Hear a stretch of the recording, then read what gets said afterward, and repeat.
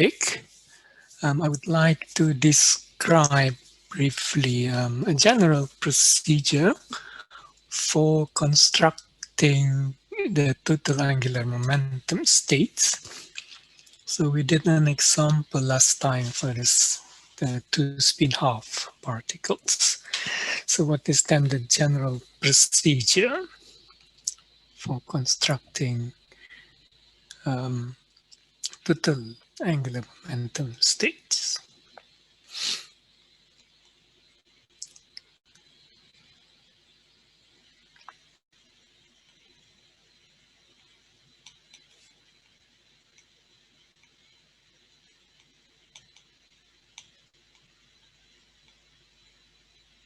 Okay. So the first step is to start with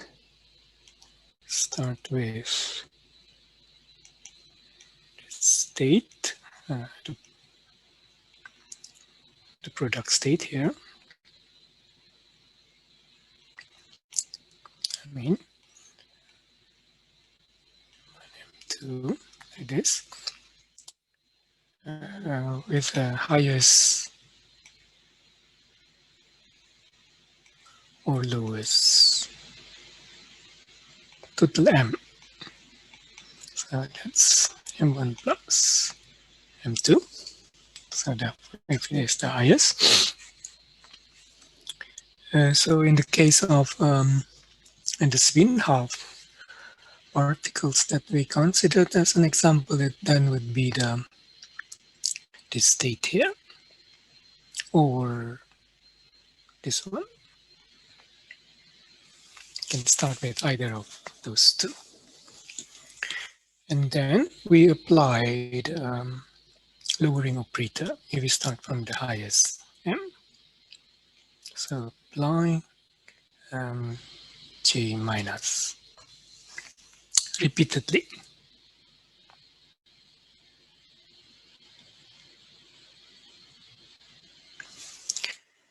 So this generate the multiplets of the largest J. Yes. So we have a structure like this then. So if this is J here, so that would be J1 plus J2. Then in general, we will have structure like this. Let's say that we have just 5 here. And then we have to orthogonalize the states when we go to the lower J, the lower total J. So we diagonalize this state with this one here. So when we apply J minus to this state here, we will get two independent vectors. And so we can form two orthogonal vectors. Yes, one belonging to J equal to J1 plus J2, and the other one to J1 plus J2 minus 1, the lower J. And then if we know this, then we just apply J minus again to this state here. So we'll generate the multiplet for the lower total J. And here we have 3 states now. So there will be 3 vectors, 3 independent vectors. So we know 2 of them. Then we can construct a third state, which is orthogonal to both of these 2 states. So that will be then J1 minus J2. Yeah. This is the M here. That will be J1 plus J2. And this is minus J1 minus J2, like this. So this is for the case when the J1 equal to J2. We end up with lowest j equal to 0 because j1 is equal to j2. So it forms a kind of triangles here, triangle structure. If j1 is not equal to j2, then the structure will be like this. So that would be the lowest. So this would be the lowest j here. So this is the highest j. This is the lowest j. Like that, this structure. So this procedure works in general for any j1 and j2. So I should add here. The third one is orthogonalize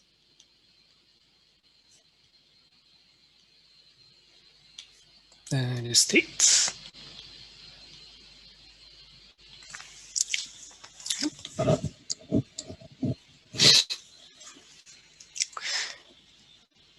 Yes, so this is the procedure. So now we want to start with a new topic. This is also a kind of digression. We'll come back to angular momentum theory again and talk about tensor operators later. So one of the most interesting consequences of quantum mechanics is related to what's called the spin correlation measurements. So what we have here is that we have a source, say this one here, that emits two particles, one to the left and one to the right.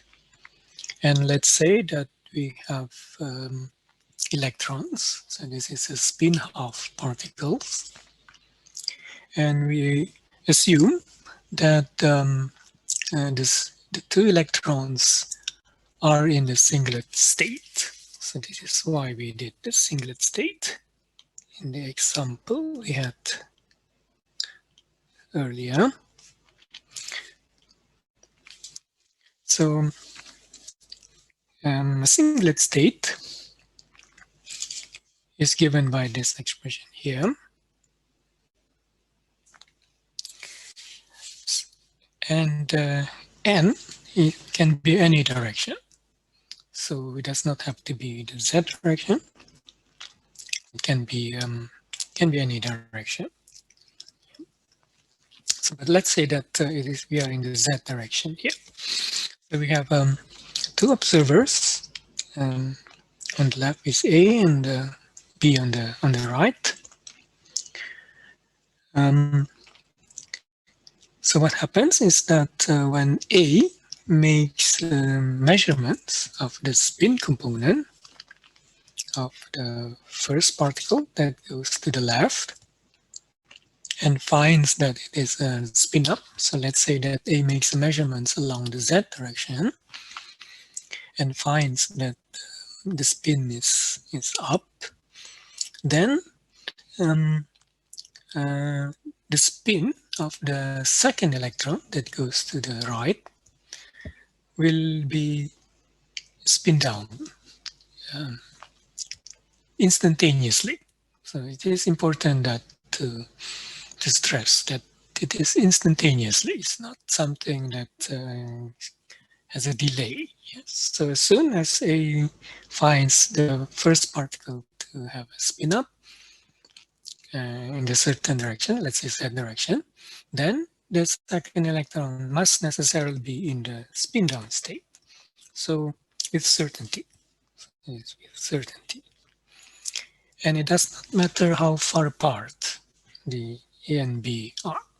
So there is no possibility of sending a message from the first particle to the second particle because it is instantaneous. So this has been actually verified experimentally. So this is a bit puzzling. It's very difficult to visualize what's going on. So it is something that we simply have to accept, I guess. So apparently even Einstein had difficulties understanding this kind of phenomena. So, there is this famous discussion between Einstein and Niels Bohr about this problem.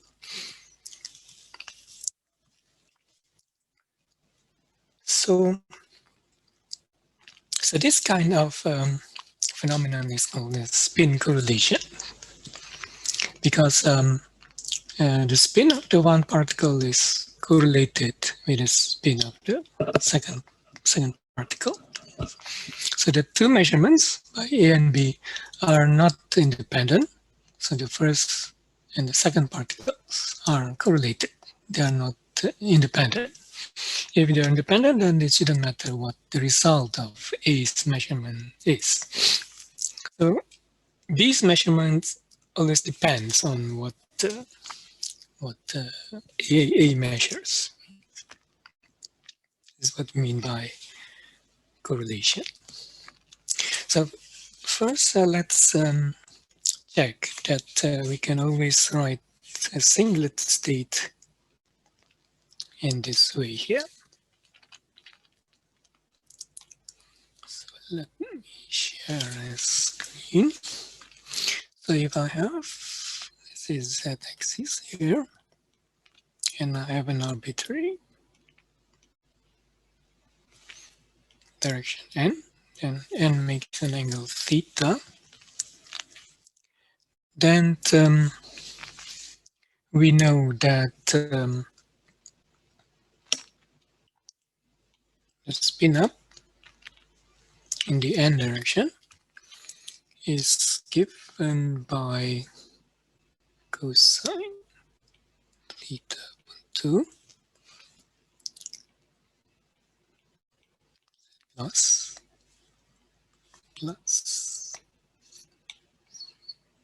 sine theta upon 2 times the spin down state in the z direction.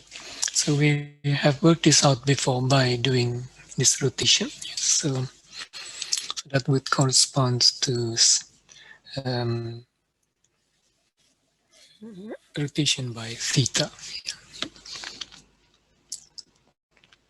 And similarly for the spin down, then it is just a minus sine theta upon 2.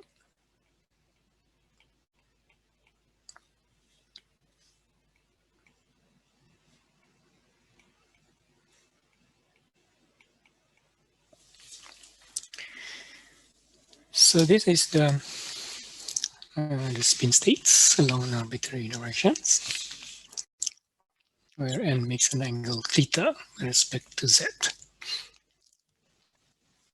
So the singlet state then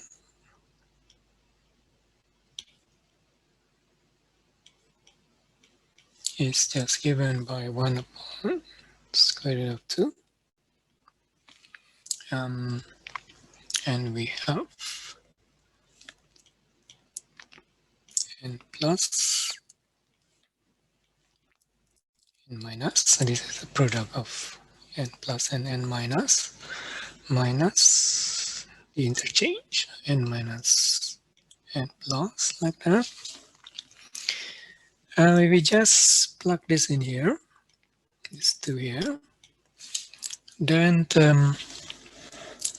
it's quite straightforward to do, so I'm not going to do the algebra here. And you will find that this is equal to 1 upon square root of 2, in this case plus z minus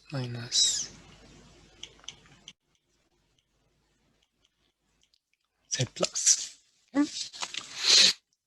So you can kind of see here that you get the cosine squared plus sine squared. That gives you 1. So that will give you this coefficient here, and the same here. And then the cross term, the cosine times the sine term vanishes, because you have that state minus that state. So this shows that the singlet state is isotropic.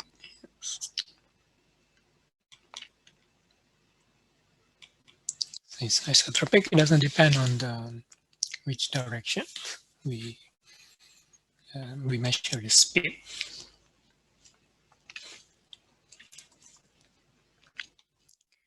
Now we go back to this picture here.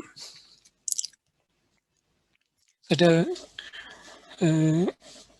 the measurement could be done along any direction. So if we make measurements along some arbitrary direction, and then we get the same result. So if A measures spin up along direction n, then the other electron must be in the spin down state in this n direction. So that's the principle. So we can work out all the results based on this principle. So intuitively, it looks very strange because how is it possible that the second electron kind of knows what the first electron is, although they're very far apart, so there's no way that they can communicate. But if we use the principle of quantum mechanics, it seems to be quite simple. So we just look at this single state here, for example. Let's say we make measurements along the z direction. So when A looks at the first particle, so we can just call this first particle, and this is the second particle. So let's say that A finds the first particle to be a spin up. Then that means that A's measurements picks up this state here. So we call this 1 and 2 here. So then it will pick up this product state, Z plus times Z minus, because it measures spin up. So that immediately implies that the second particle is in the spin down state. So there's nothing strange about this if we just follow the rule of quantum mechanics. Yes. So measurements means that we collapse the state to a particular state corresponding to the measurement. But the consequences of this seems to be very, very strange. It's hard to imagine what's going on here. So maybe there is no way we can understand this in terms of picture. So we simply have to accept this as it is. Yes. And this has been verified, yes, experimentally. So but what happens now if B makes measurements along a different direction? So let's say that B makes measurements along the x-axis, and A makes measurements along the z-axis. Then we just use the same principle. So if A finds the spin to be spin up along the z direction, so it picks up this state here. Then the second electron is in the spin down state along the z direction. So if we make some measurement, if B makes measurements along the x direction, then there will be a 50% chance of measuring either in the up or the down direction.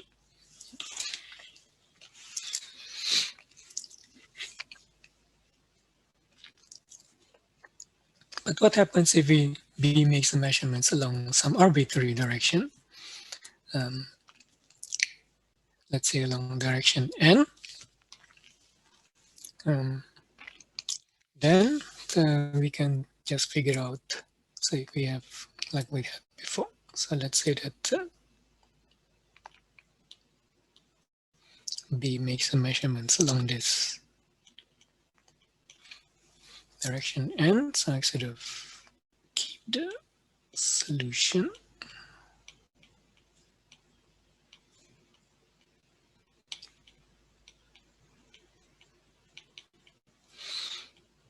Just write this down quickly again.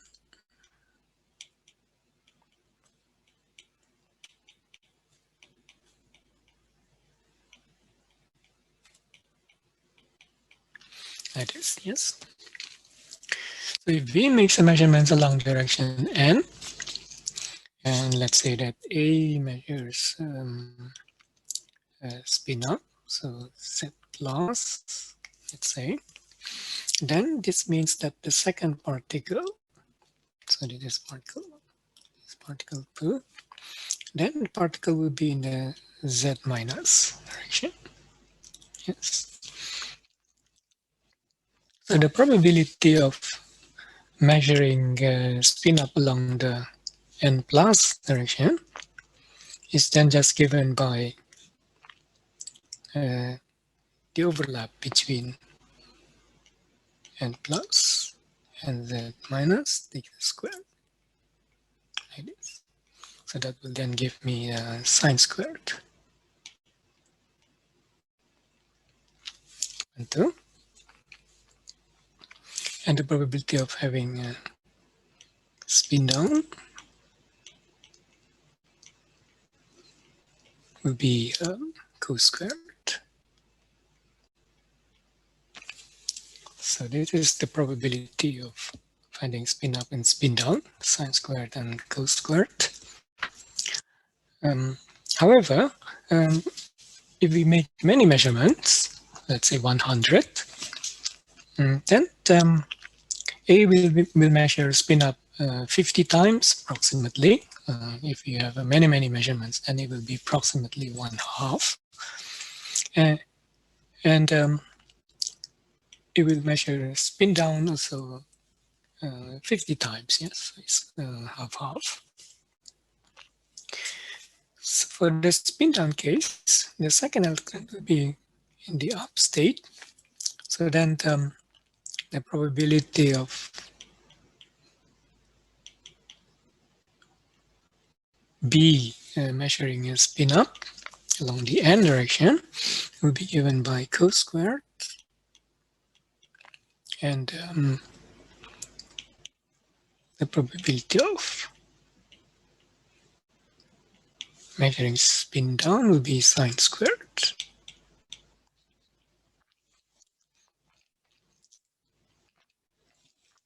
So then the total probability of B measuring spin up will be this one plus this one divided by 1/2, because we have half of this up and one is down, will be just 1/2. Yes, because sine squared plus cos squared is equal to 1.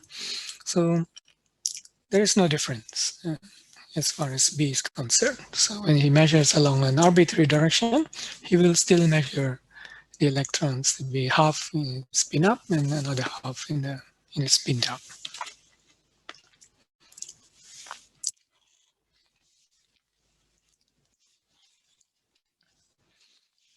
So in practice, the experiments are usually done using photons instead of electrons.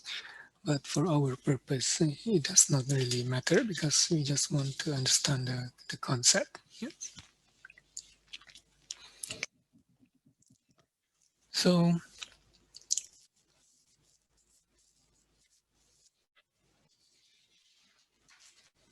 let's discuss a bit what we mean by correlated states. Yeah.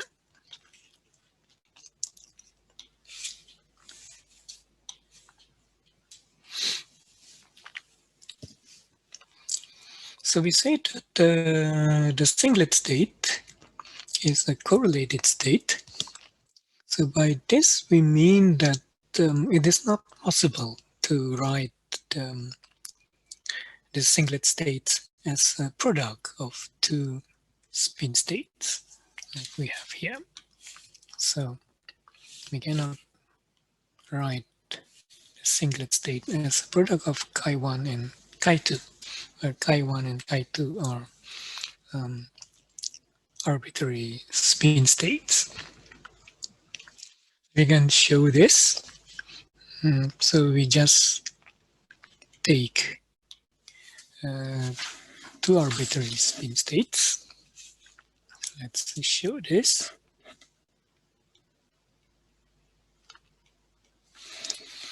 So let's take any linear combination of the spin up and the spin down, and take another spin state. So these are two arbitrary spin states.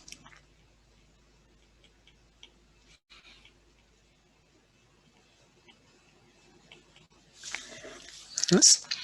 Now if we find a product of these two states,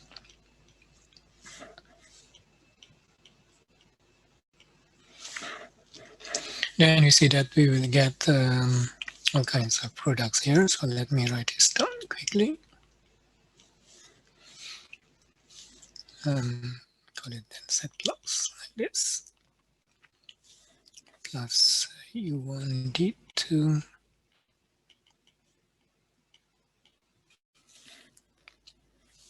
plus d1 u2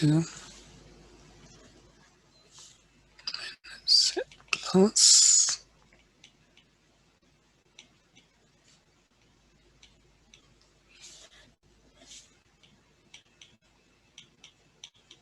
minus like this. So you want to reproduce the singlet state. It would mean that we have to set u1 d2 equal to minus d1 u2 equal to 1 square root of 2. But we also must require that the components of these two states, this product states must be 0. So then it's not possible to have this requirement here, yes? Because if these two must be 0, this first and the fourth one implies that either u1 or u2 are 0 or d1 and d2 are 0. But then it will not possible to fulfill this condition here. So we see that we cannot form a direct product state to represent the singlet states. So the singlet state is correlated in that sense.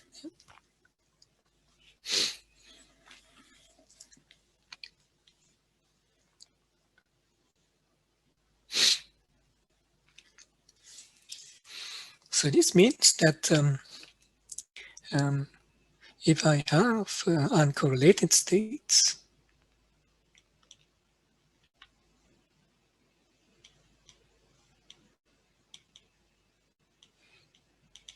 so they can be written in this way here.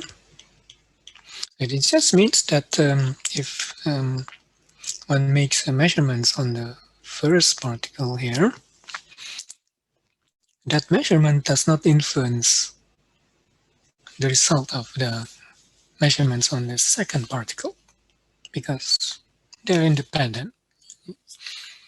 So if A measures the first particle, then it will correspond to doing an operation on the state chi1, and the second observer B, will make measurements on the state chi2.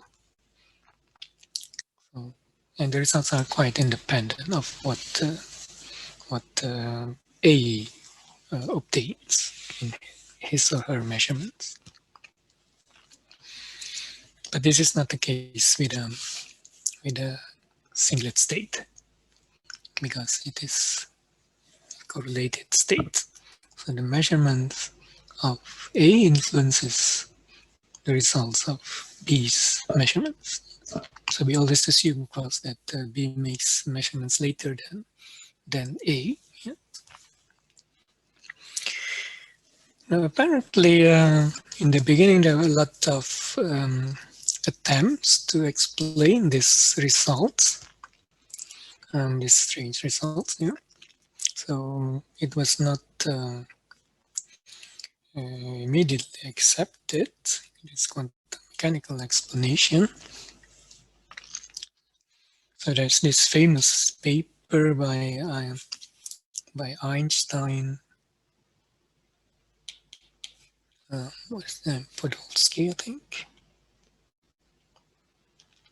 and Rosen that discusses this problem here.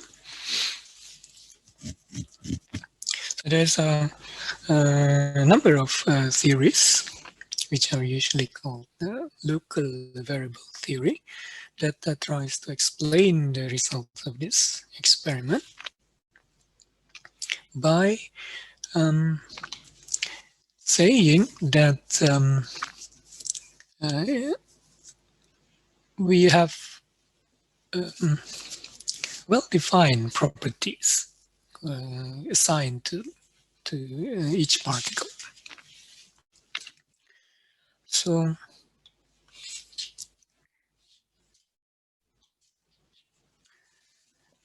this can be illustrated in the case of just measurements along Z and X. So the argument is that if we have some population of particles, then each particle is kind of paired with another particle, and each particle is assigned a certain property. So, for example, if we just look at the measurements along the Z and the X-axis, then they say that particle 1 will have Z plus and X minus. So these properties are assigned to particle 1. And then there is a kind of pair particle 2, that has the opposite spin. So we'll have a Z minus and X plus.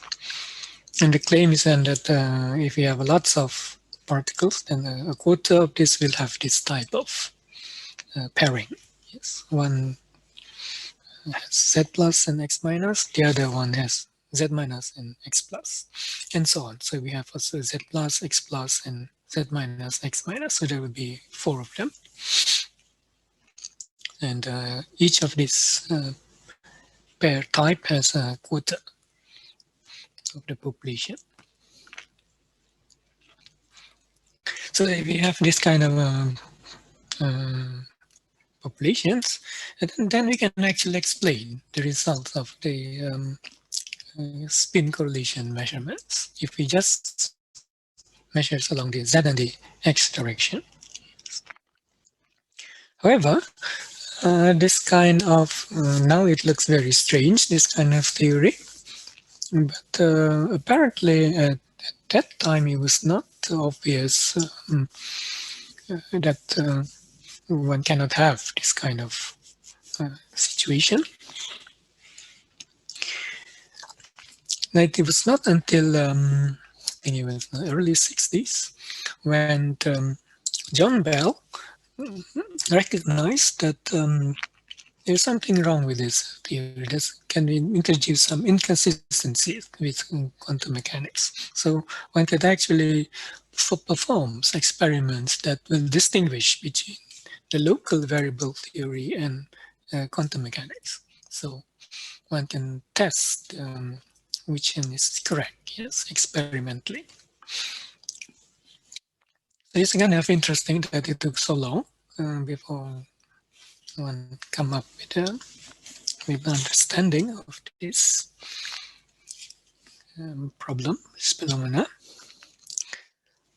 So this local variable theory can explain the results if you just have two parameters, Z and X. But things get a bit more complicated when we have more than 2. So let's say that we have 3 directions instead of 2. So let's say that we make measurements along 3 different directions. So let's call it A, and B, and another one, C here. This. So there can be 3 arbitrary directions. And let's try to analyze what happens. So this will lead us to the so-called Bell's inequality.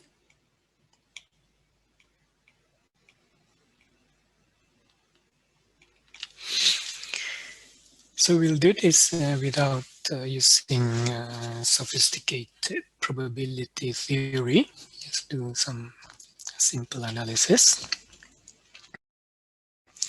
So it is the following. So we have we consider a general problem involving a set of objects, and each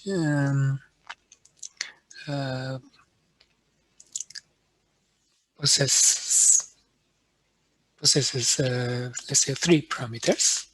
So we have set of objects, and each object possesses 3 sets of parameters, and we will specify later what these properties are. So for the moment, we just say some characteristics. Yes. So you have parameters A, B, and C. So these are parameters. Can be anything. Can be colors. Can be height, weight, or whatever. You can choose anything you like. It's completely arbitrary. A, B, C. And so we have a total number of these objects, let's say, call it n then. So this will be the number, if we write it like this, ABC, this will be the number of objects,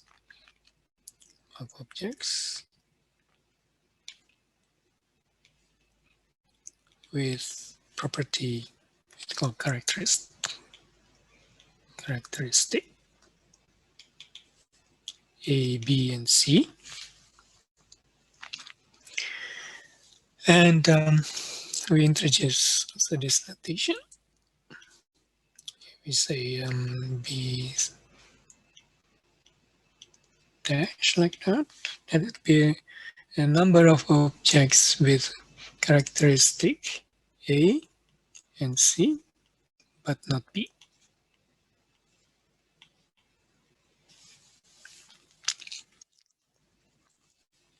That's the notation. Yes. So we have a set of objects, each having characteristic A, B, or C. Yes. We write it like this. So then we can say that if we add the number of objects possessing properties A, B, and C to the set of objects possessing A and B but not C, well then it's just a number of objects with A and B, because we don't care whether it has C or not, because we sum. That's it. So we have this formula. So what we want to prove is the following. So we take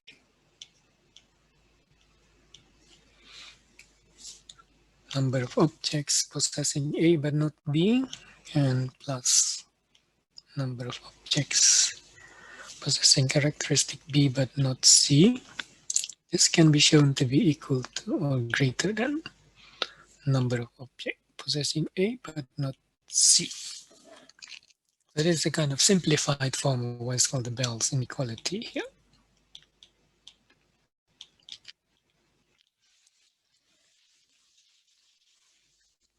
And the proof is actually quite simple. So we note that if we take these two,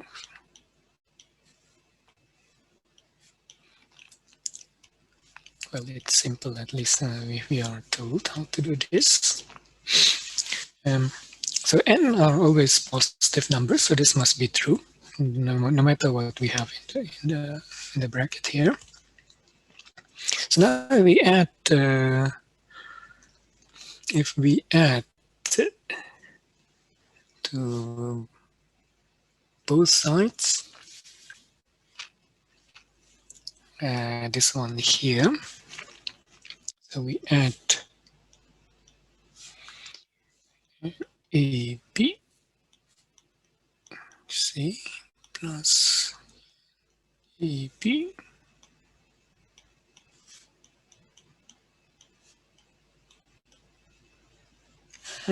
So we add this to this here, both sides, of course. Then we get an A, B, C plus, I arrange this so it looks nice, plus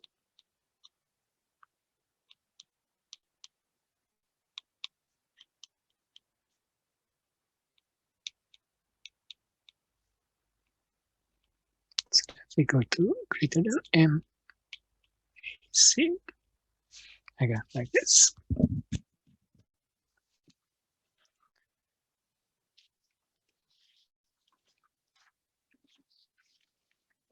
So this thing here is just an AB bar, and this one is just an BC bar. So then that's what we want to prove. So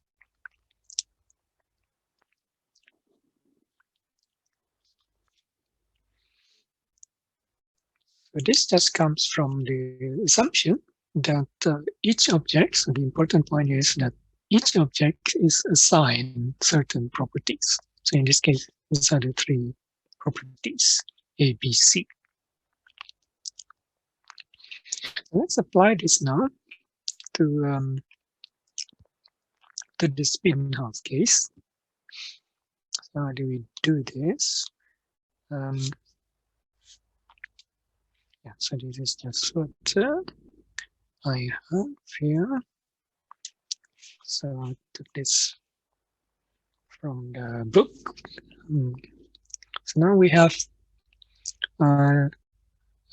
three directions. As I said before, we have, oops, what happened here? We have three directions. Let's say A, B, and C like this. Another direction, C like that. So now we have a bunch of particles, and we pair them. So there's certain populations, call it N1, that possesses this spin, that is has this spin up in the A directions and spin up in the B direction and spin up in the C direction.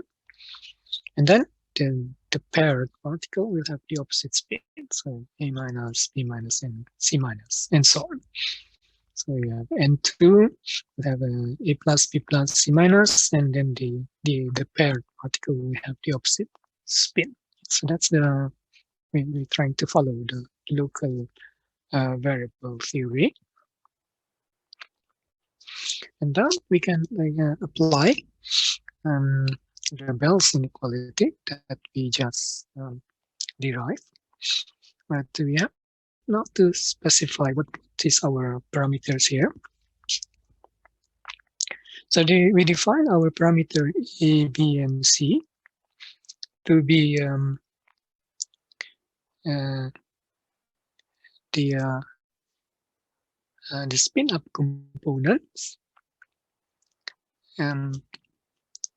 of along these three directions, A, B, and C. And this should be done like this. So we associate A plus spin up along the A directions with parameter A, and then so that the A bar would correspond to the spin down along the A direction. Yes. So if I look at B, that will correspond to spin up along the B directions, and B bar corresponds to the spin down along the B direction. And we notice that we only need to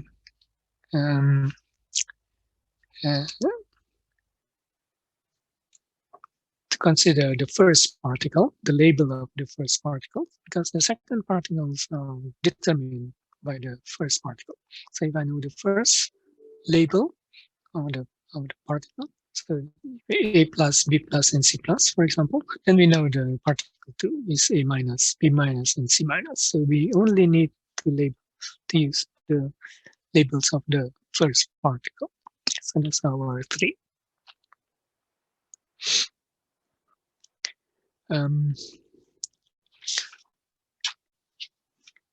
We could just continue a little bit here. So now, if we apply the Bell's inequality using this identification here, then we see that if we take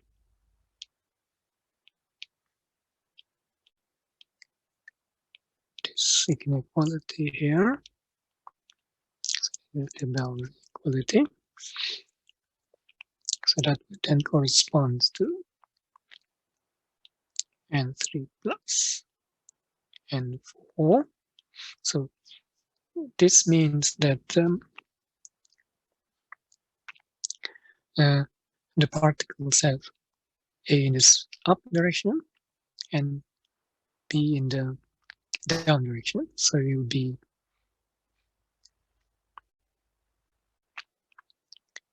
this 2 here. Yes, so A plus and B minus.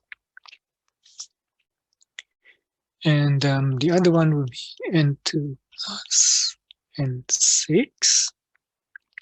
And that corresponds to B plus C minus and also B plus C minus. And we have A plus and A minus. So we have this one here. And so on. So then we get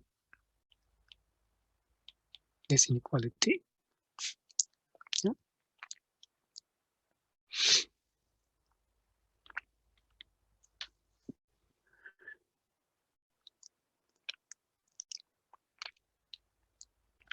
Now we divide and let's see AB with the total number of particles, then it will just give us the probability of having the first particle in the spin up and the second particle along the B direction, also in the up. So this can be a little bit confusing here. So this label here refers to the first particle. So if the first particle spin up and in the A direction and spin down in the B direction, it would imply that the second particle has the spin in the up directions along the B axis. Yes. So that's why it is B plus instead of B minus here, because this label refers to the first particle. Then the Bell's inequality tells us that this plus B plus C plus, I think. So I'm using this inequality here. It's greater than A plus C plus, like that.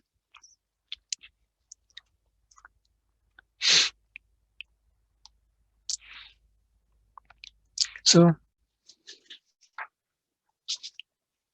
we know what the PA plus B plus, so we can figure out what this is. So this means that we have the first particle in the spin up state along the A direction, and we want to know what is the probability of finding the second particle along with the spin up along the B direction. So then we have already worked this out earlier. So we look at B plus, that given by cos theta upon 2 plus sine. I've written this down several times now.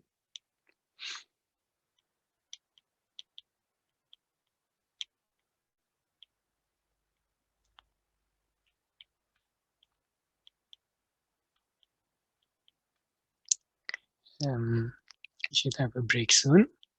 Just take a few more minutes. So maybe I can call it AB here to indicate that's the angle between A and B. So that the probability of finding the second particle in the B plus when the first particle is in the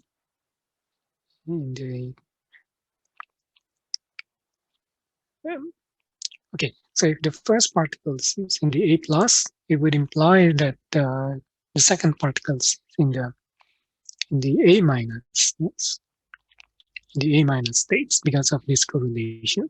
So then the probability of finding second particle in the B plus would be the overlap squared between the B plus and the A minus squared. So that gives us the sine squared.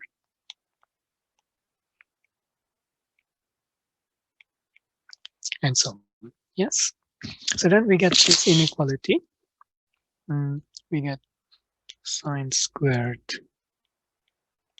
2 plus sine squared BC. So that's the angle between B and C.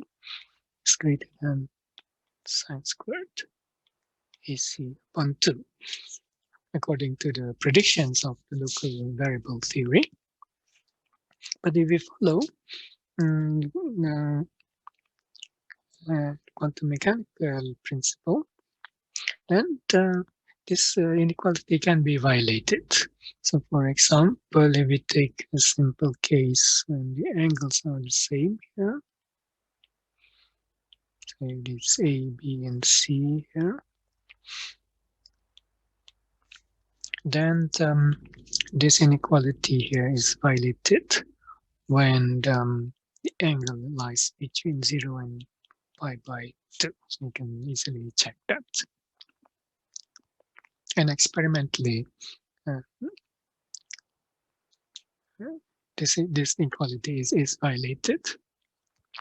So there's been many experiments that show that quantum mechanical prediction is the correct one.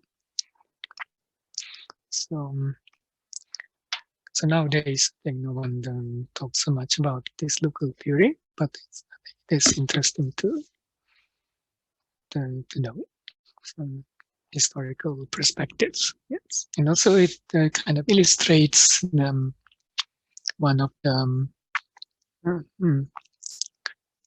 fundamental properties of quantum mechanics. This correlated state is very counterintuitive. Okay, I'm going over too much here, about 10 minutes. So maybe we can meet again, how about 20 past? We need a bit more time.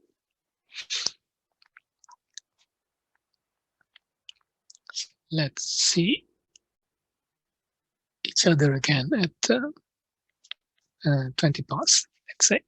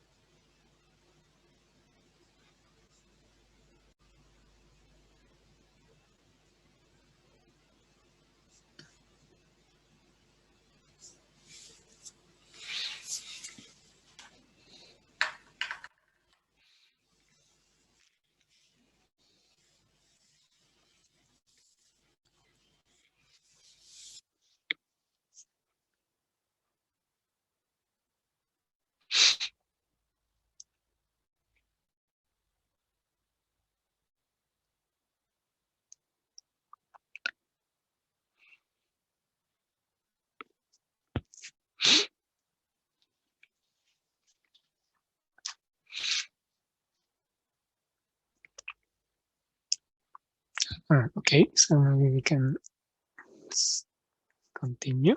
So I hope everybody is back. So that was a kind of short discussion about correlated states, or sometimes also called entangled states.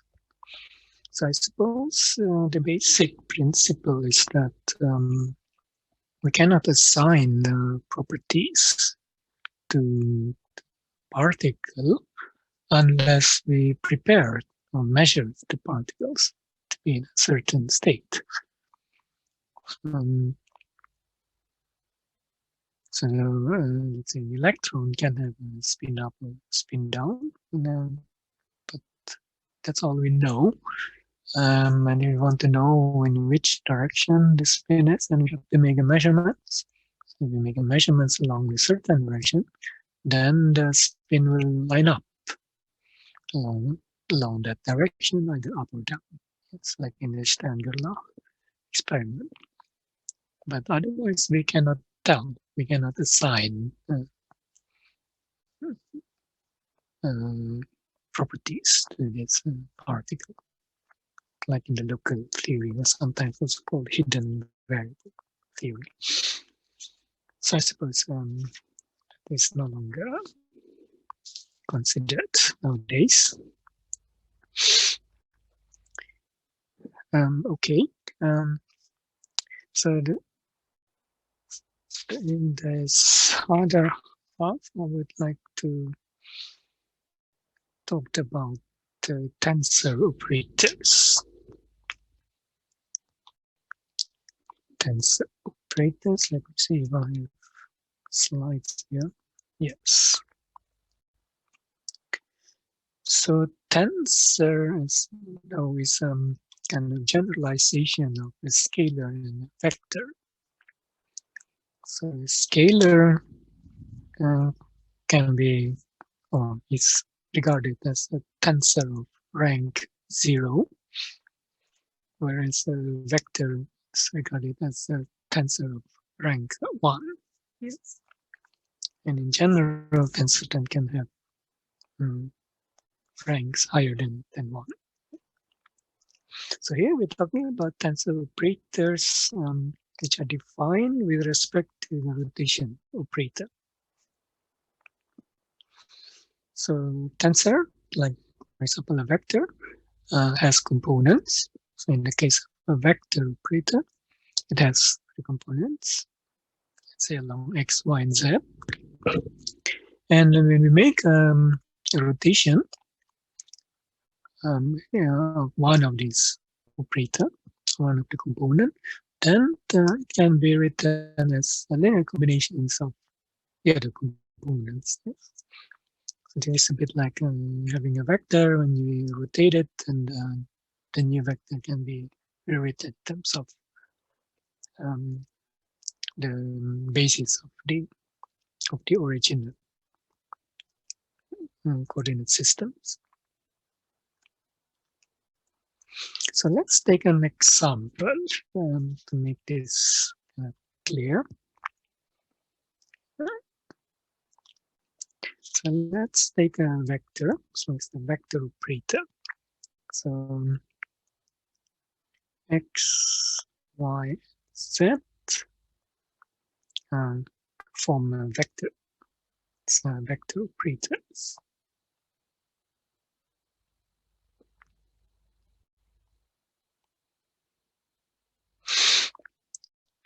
So what do we mean now when we say that we make a rotation of these vector operators? Well, we recall that if I have an operator, I've done this several times now, we can rewrite this as a projection operators, yes, in some basis. So an operator can be thought of as a projection operator with respect to the base vectors of the Hilbert space in which the operator is defined. So an operator is really also states in a way. They are determined by these base vectors. So the projection operators, if I apply this to a certain state, sorry, then it will we apply it like this, for example. Then we see that it brings the states to linear combinations of the of states phi I. Yes, with these coefficients here. So when we say we rotate vector operators, we actually mean that we rotate the Hilbert space. So we rotate these states here. So let's see what happens here. So let's say that we have some precision eigenstate, and we rotate it, we call it R prime. So we have some rotation operator like that. And let's look at the expectation value of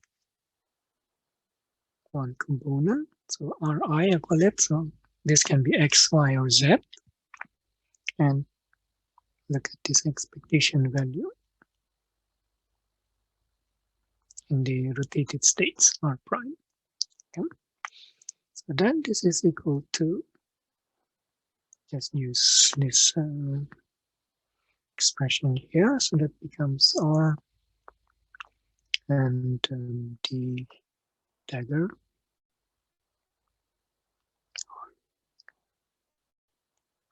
I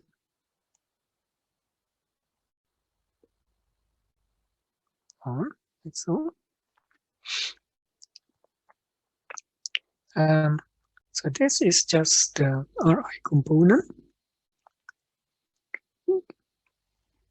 in the rotated states. Let's go, then that is just Ri prime. Yes, but Ri prime is just given by this rotation matrix, J times component Rj. So it's a linear combination of the components in the unrotated system. So then this is equal to sum over J, by J, and then Rj. So that's the expectation value of the J component on the unrotated vector R. So if we compare these two, then we see that we can identify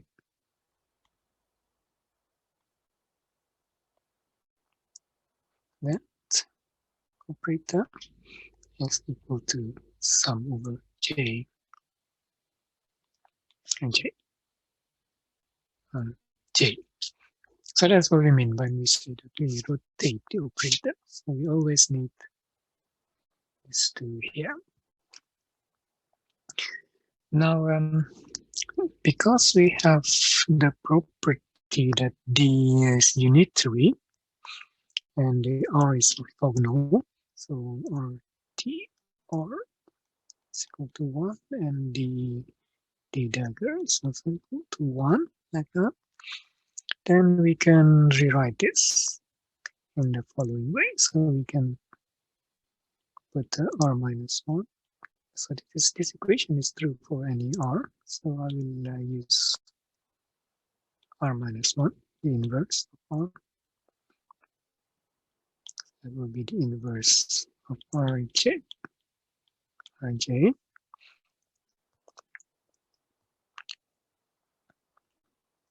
And so this is then becomes D R, and this becomes D dagger R from the fact that it is unitary, and this then becomes sum over J Rj or Ji. It's because of the fact that they are which is orthogonal matrices. So I kind of prefer to write it in this way, but this one and this one are the same thing. Yes, they are equivalent. So we see here that we will make a rotation of let's say one of these components, x, y, and z, and the result will be linear combinations of the components of the vector operator. So when we make a rotation, we have to apply the rotation operator to the left and the right the operators, because of the fact that you have two states on the left and on the right. You have an operator. So we can generalize this to vector operators. I mean, this position operators, x, y, z, is just an example vector operator.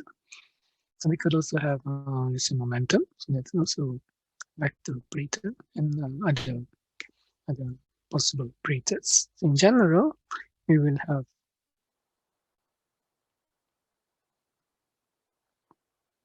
vector operator I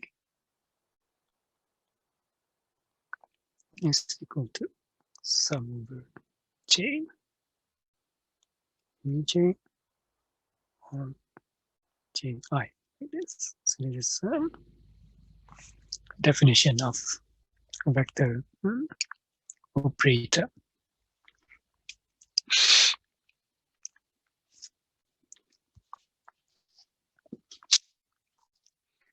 Now let's go on to talk about tensor. So we start with Cartesian tensor.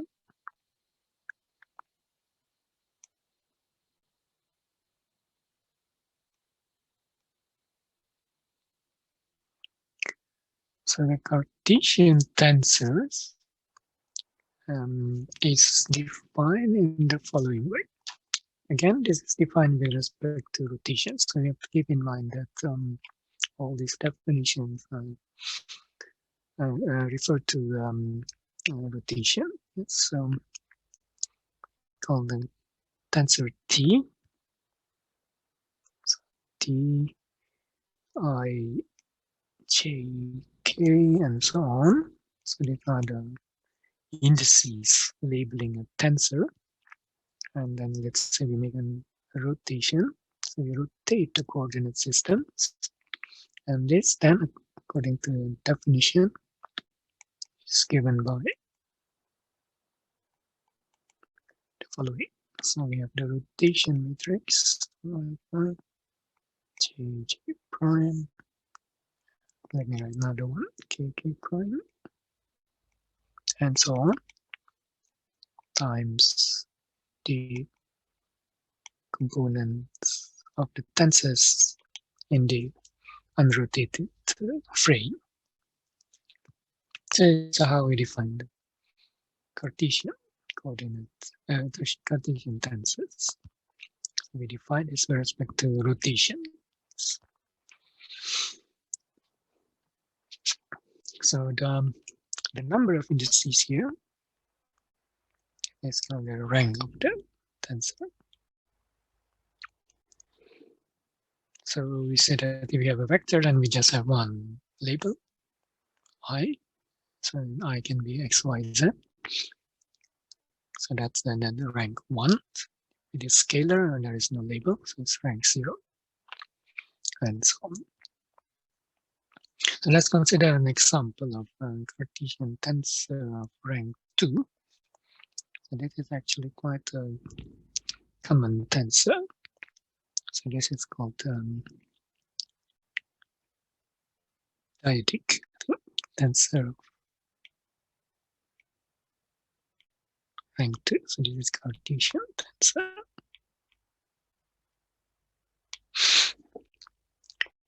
Example is T is given by U, V, where these are vectors.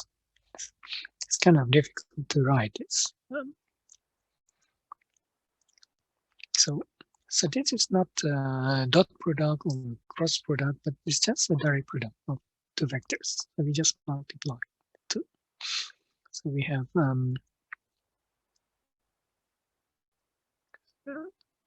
ux x like this plus uy y plus uz. Okay? And then we just multiply by v.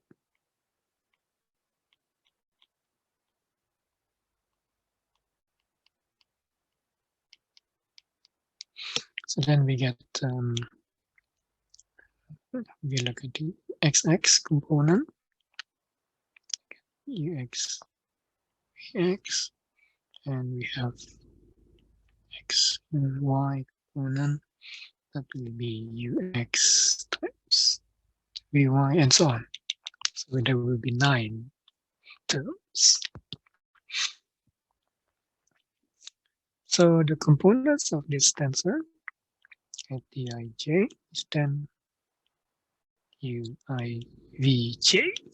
Yes, there will be 9 components. It's easy to check that this indeed fulfills the definition of the Cartesian tensor. So let's make a rotation of the coordinate systems. Then we have in the rotated coordinate system, then it will be ui prime, vj prime. So now we just write it out. So ui primes is these are vectors. So then it will be just ui prime like this, and ui prime. So a lot of indices here. Prime jj prime like this, and vj prime. So we say that it has exactly the same structure as the Cartesian tensor, like this one here. So that shows that there's something called a dyadic. Next example. So common example of a dyadic is a moment of inertia, for example. That's a dyadic.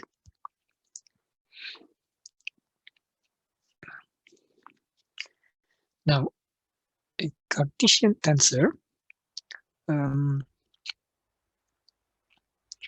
is reducible in the sense that it can be decomposed into quantities.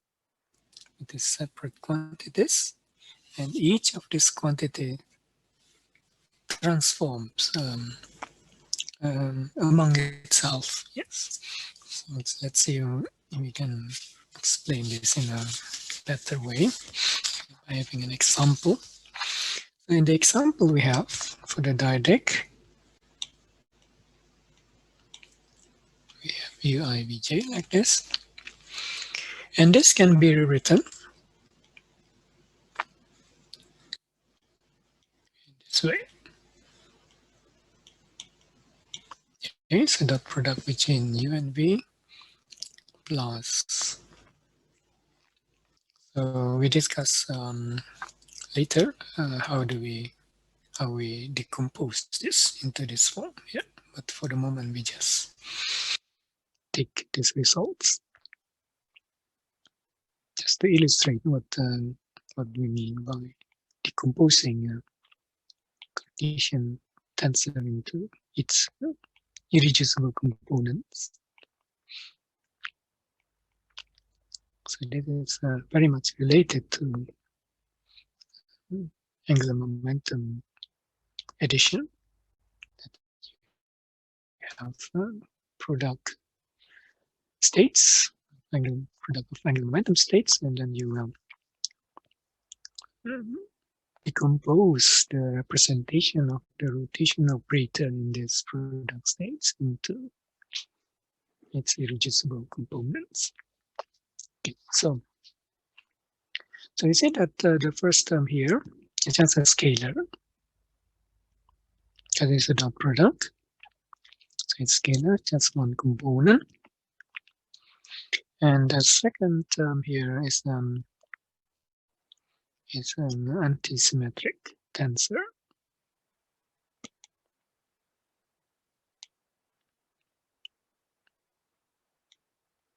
So it has actually just 3 independent components.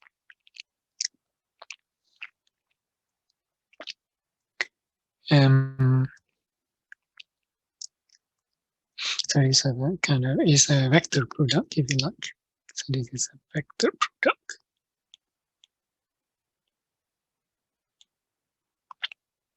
So you notice that the form is the form vector product. So it has 3 components. This is 1 component. This is 3 components, and the last one here is a symmetrical tensor with 5 independent components. So maybe it's not immediately obvious that it's 5, but if you sit down and think about it, you can see that there are 5 independent components. So it fits with total number of components. There are 9 here, so that's 1 plus 3 plus 5. So the point is that each of these quantities they transform among themselves. So if I make a rotation, it will of this scalar here, well, it obviously will be just the same thing. It doesn't do anything, because if I rotate the vectors, the dot product does not change. Yes, but I mean, it remains by itself here. And the same with this quantity here. So if we make a rotation, then of any vectors in this subspace with the 3 vectors, 3 components, then it will remain in that subspace. And the same with this one here. So this decompositions into these 3 terms is called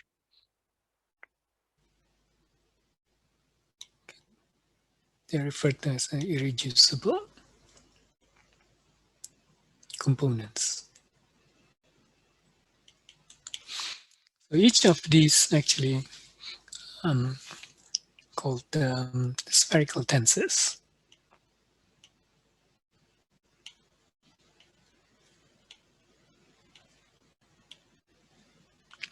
And we'll discuss how to do this decomposition a bit later.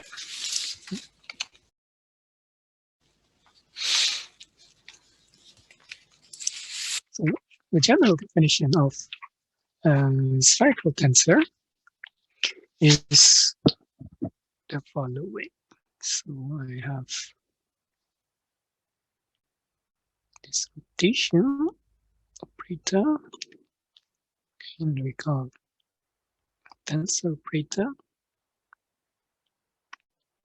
which we label with K, so that tells us the rank of the tensors is the rank of the tensor. So the spherical tensors, so this is spherical tensors.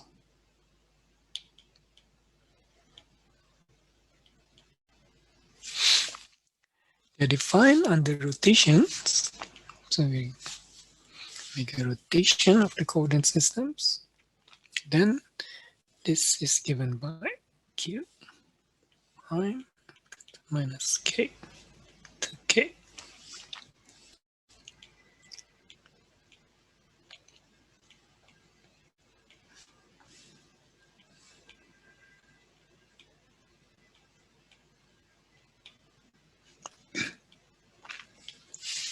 Like this. So this immediately reminds us of the angular momentum states. So in the case of the angular momentum states, so we just compare this with the angular momentum states. So we make a rotation of the angular momentum state, call it Jm. Then we know that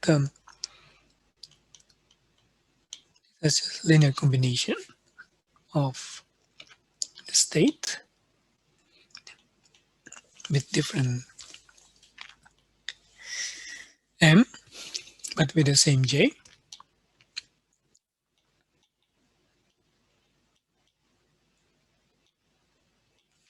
Of this, where the coefficients are given by the rotation matrix in the representation j. So these are completely identical. So the structure of this tensor and angular momentum states and how they behave under rotations are completely identical. Yes, this is how we define the spherical tensor.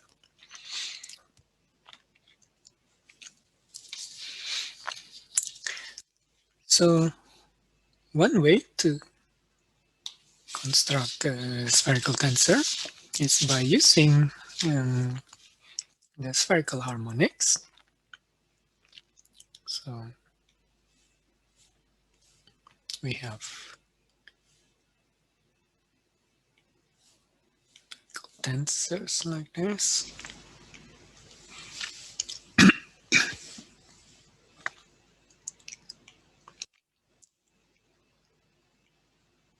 Which we define to be a function of a vector, a spherical harmonics where uh,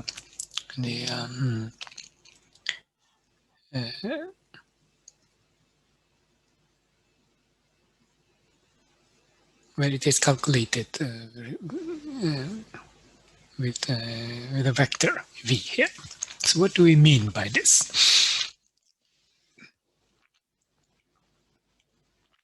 It's a vector here. So there's a kind of funny expression here. So we just have to think of it as a function. So if we take an example to make it clear what this means, so we look at L equal to 1 and M equal to 0 of spherical harmonics. So that is given by 3.4 pi. It's not so important, this coefficients, but let me write it up like that. And that is equal to cos theta is just then set upon r, where r is the length of the vector. So if we consider the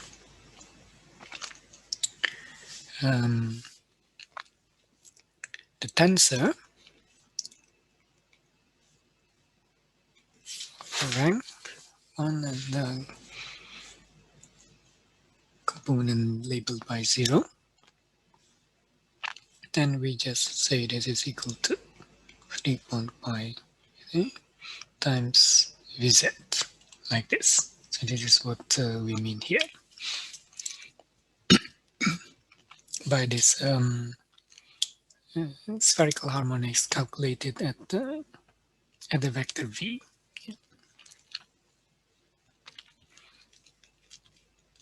And we can also take the other components like the plus minus 1. So that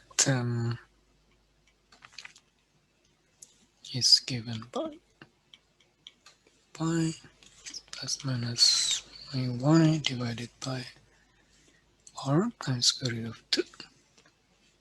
So we get then the other components. Plus minus 1 is equal to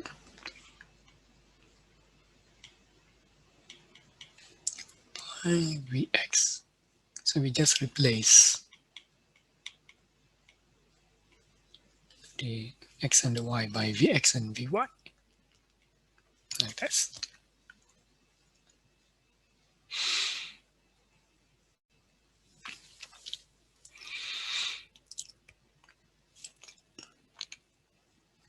So this is one example of constructing a spherical tensor. Yes. And we can continue. We take L equal to 2. Then there will be 5 components. Yes. For L equal to 2, we have Lm, okay, so there are 5 of them. So because there are 2L plus 1 components, that will be 5. And we can rewrite this spherical harmonics for L equal to 2, also in terms of the Cartesian components, x and y. Yes, so this is equivalent to xy, yz, and xz, and x squared minus y squared, and 3z squared minus r squared. So these 5 polynomials are equivalent to the spherical harmonics with for L equal to 2. Yeah. So for L equal to 1, you can say that it is just given by this result here. Can be written also in terms of x, y, and z, and so on. Yes, if we go to L equal to 3, then it will be, I guess, a cubic polynomials in x, y, z. And then for each component like this, you just replace with a corresponding vector. So this will then be replaced with vx, vy, for example, and so on. So that's how one can construct the spherical tensors.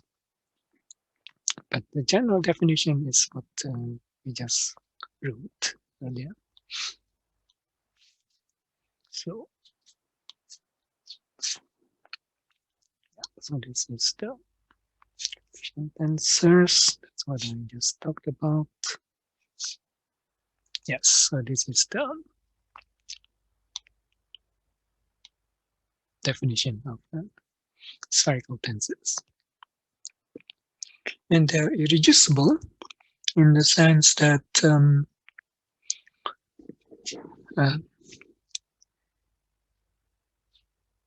it is not possible to regroup the elements in such a way that that set of elements transform among themselves. So if we have, let's say, the second rank tensor, so that would be 5 elements. Then if we take any of these elements and rotate it, then we need all the other 5 elements. So we need to know all the 5 elements in the subspace in order to express the rotated component. So any component of the irreducible spherical tensor, when it is rotated, it will be a linear combinations of all the elements. It is for an arbitrary rotation. So it's not possible to regroup the elements in such a way that they transform among themselves in each group.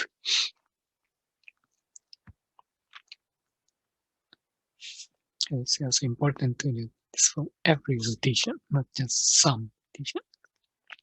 This, of course, possible to have smaller sets that transform among themselves for certain rotations, but not for all rotation, not for every rotation.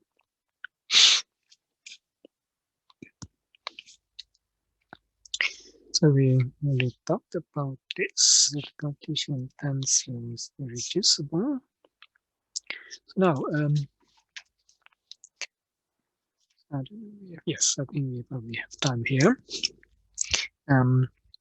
So in the beginning, we gave an example of how we decompose a product of two vectors, a dyadic, into three parts. Each part corresponds to irreducible tensor, spherical tensor. So how do we do this in general? So we do. So let's say that we have two spherical tensors. So in the example, we have a vector, so we multiply two vectors, and the vector is a spherical tensor of rank 1. But let's consider a more general case. So we have two spherical tensors, operators here, and we want to know how to decompose this. So what we do then is to study how this product of two tensors transform under rotation. So we then apply the rotation operator on the left and the right, and we look at how this quantity transforms under this rotation. So then we just introduce a unit operator in between these two tensors, spherical tensors. We have here. And then according to the definition of spherical tensors, will be given by these linear combinations for the first one and these linear combinations for the second one. And this matrices is just the rotation matrices. It's identical to what we have in the angular momentum case. So if we put things together, and we see that that this product of two spherical tensors, they transform according to the direct product representation. So this is just the product of this one and this one.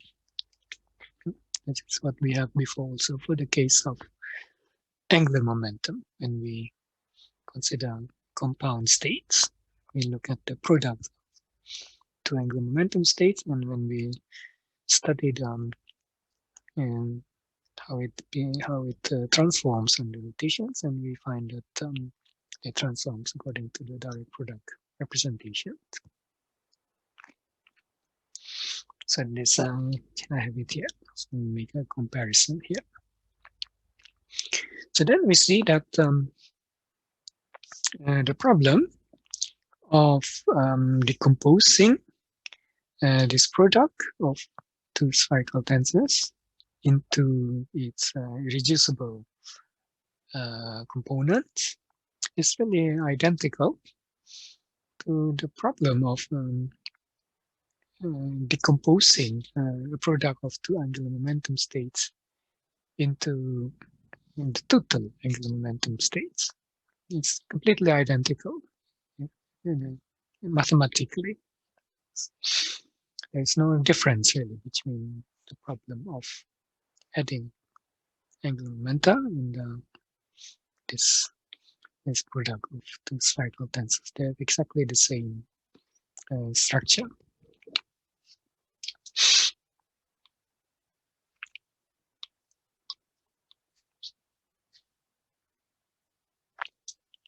So don't know if I have time here. Okay, we're a bit running out of time here. It's going to take quite a few minutes to do this, and maybe we can do this next time. But so let me just explain the main ideas, and it is already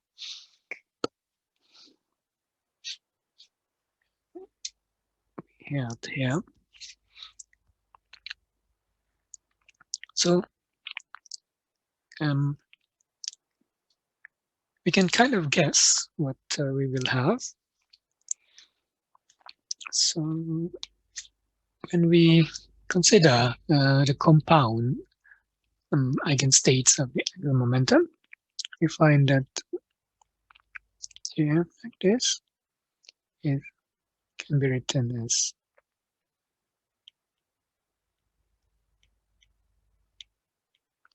so. I'm just trying to point out the similarity with compound angular momentum states. So as we see in the previous slide, there is no difference in the structure of the equations when we want to reduce the the product representation into its irreducible components. And in the case of the angular momentum, it's given by this. Yes. So these are the Clebsch-Gordan coefficient. So we expect something similar because there's no difference in the problem. So we can already deduce, and we can show this also explicitly, that this thing here should be then an irreducible spherical tensor. So it is very similar to this compound state, compound angular momentum states.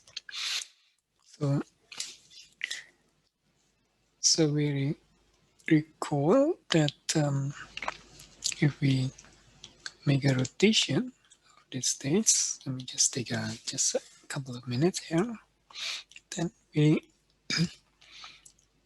know that this transforms according to the representation dj, irreducible representation dj, and it's the same with this quantity here.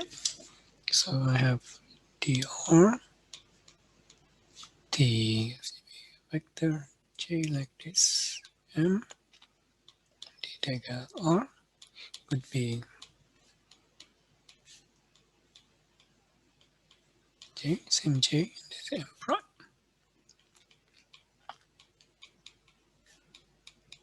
So you can see that they are identical. Yes. Okay, next time we derive this thing here more explicitly. Okay, we are a bit over the time, but if you have questions, I will try to answer.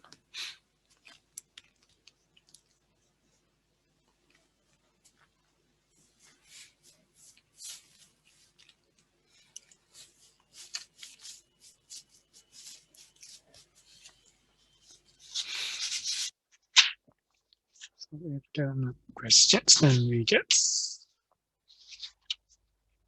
stop here and Thank you. Thank you. Bye bye. Thanks. Yes, thank you. Bye bye. Thanks. Bye.